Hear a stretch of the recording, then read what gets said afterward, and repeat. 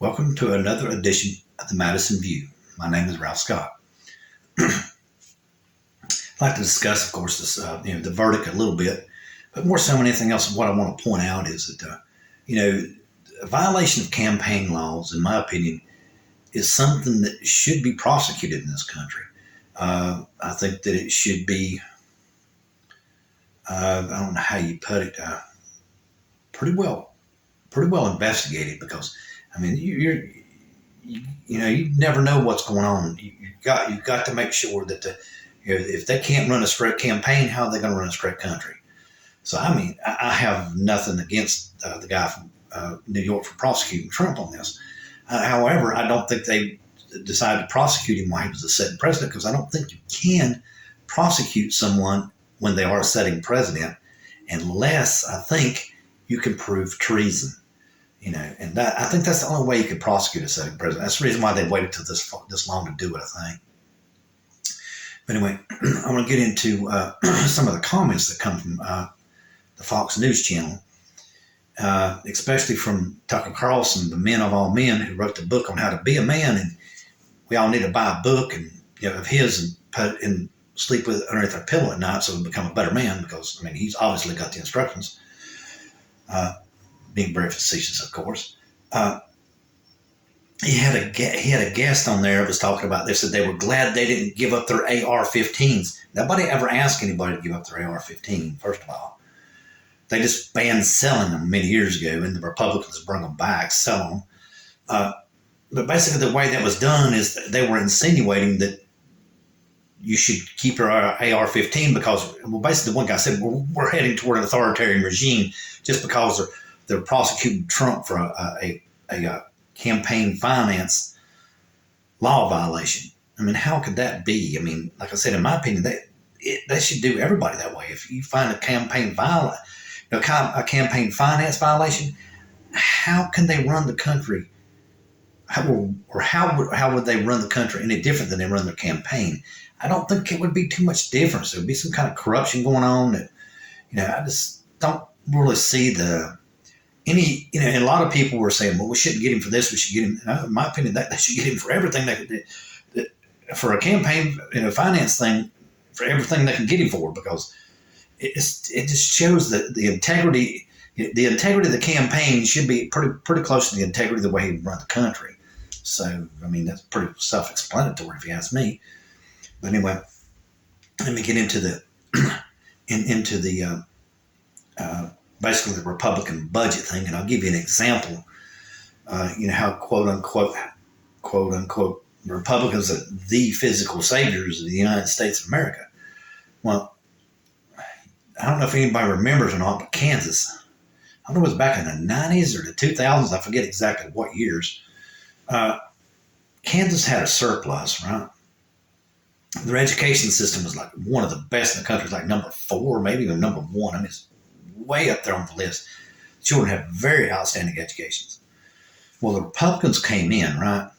They started doing this education voucher thing, which in my opinion is a de facto way for the government to fund a church and advocate for a religion, which in my opinion is unconstitutional. I don't see how this thing ever got started, but it did. And they started cutting taxes left and right. The highways started falling apart. The water system just got bad. The whole entire place just went potholes. I mean, just went to pieces.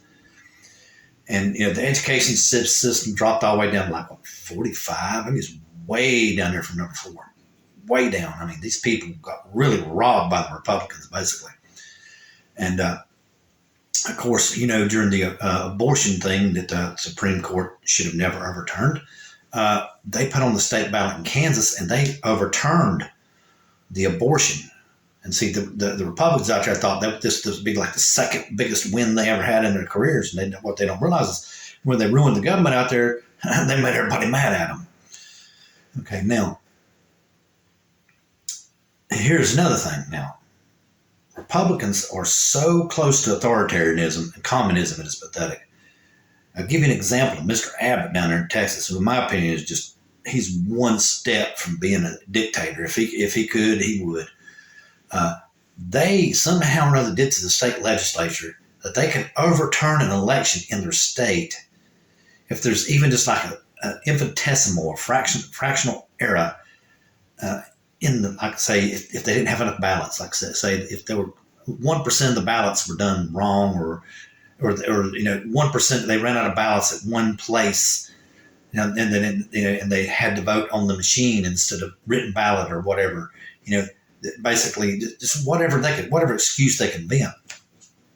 And the reason why they've done this is they want to overturn the election.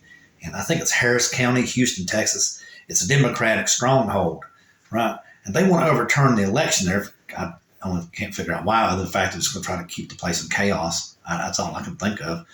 And it should be unconstitutional. They should not be able to overthrow, or what basically might be overthrow, but cancel the election just because they don't think it's correct. Unless they can prove, that there's some kind of a number that would affect the actual outcome of the election, I don't think they stand the snowball's chance. You know what I'm saying?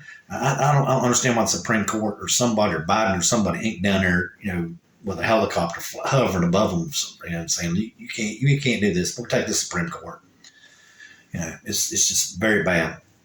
It's like DeSantis down in Florida with his woke policies and all this stuff. If one person complains, he'll cancel the whole thing, which is wrong. And just like to back up a little bit on the Kansas education thing. See, that's what authoritarians want, is they want this internal strife, everybody turned against each other, right? Because that's what makes them keep power. And the number one major thing they want besides that is they do not want you to be educated.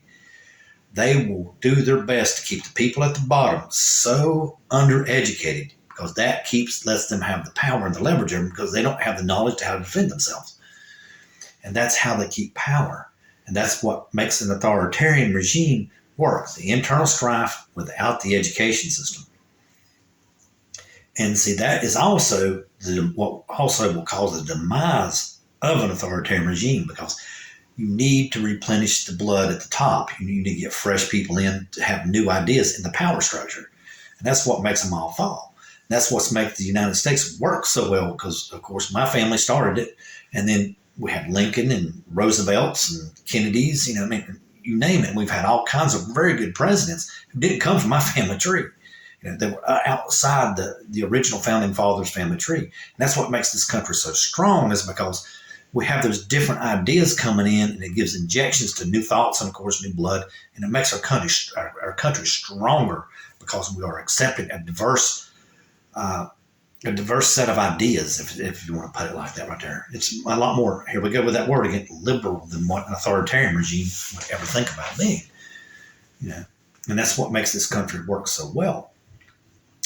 But anyway, I kind of went off a little bit on that a little bit. But let me get back to the Republicans' budget. As far as I know, they still haven't written out any kind of formal budget, as far as I know. They've come up with like 500 different proposals or pieces of paper, I think. Don't remember exactly how the article went. But one of them basically is, in essence, wants to defund education. And like I said, that's where I get back to the whole entire authoritarian regime thing again. It's because if they do this, our children, or of course my grandchildren, or great-grandchildren,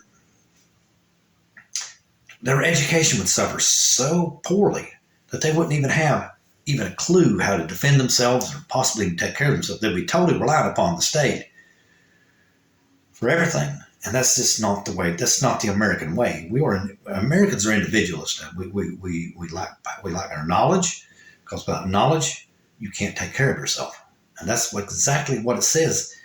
That's exactly like I pointed out in the last video, or I don't remember the exact video, but in the Declaration of Independence, if you do not have that right to pursue liberty, and happiness, and part of it is you have to figure out how you want to live your life.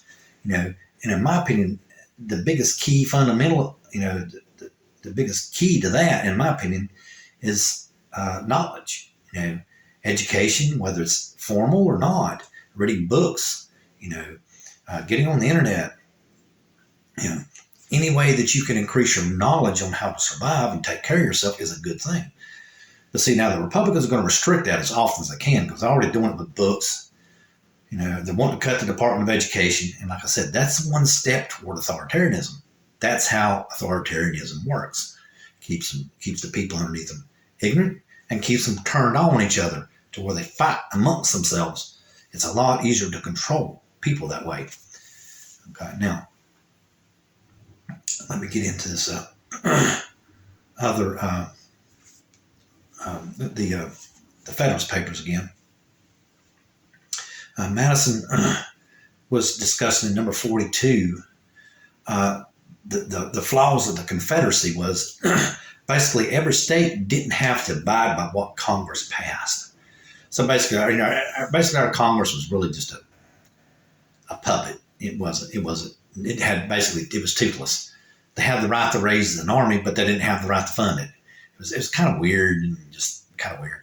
But under the Articles of Confederation, the United States could negotiate a treaty, but with foreign countries, but everybody inside the country didn't have to abide by it.